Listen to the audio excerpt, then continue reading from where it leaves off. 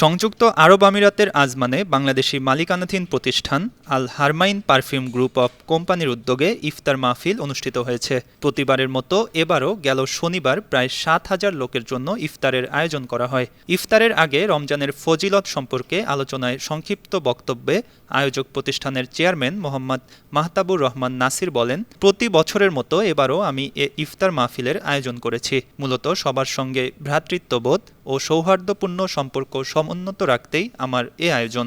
একসঙ্গে অনেক মানুষকে ইফতার করাতে পারাটা যেমন আনন্দের, তেমনি অনেকের সঙ্গে ইফতার করাও অনেক বেশি সোয়াবের। এছাড়া একসাথে হাজার হাজার মানুষের মধ্যে ইফতার করতে পারার আনন্দ অন্যরকম। ইফতার মাহফিলে আরব আমিরাতের বাংলাদেশ কমিউনিটির নেতৃবৃন্দ, বিভিন্ন দল ও সংগঠনের নেতাকর্মীরা সপরিবারে অংশগ্রহণ করেন। অনুষ্ঠানে বাংলাদেশি প্রবাসী সাংবাদিকবৃন্দ ও বিভিন্ন দেশের সাংবাদিকবৃন্দ উপস্থিত ছিলেন।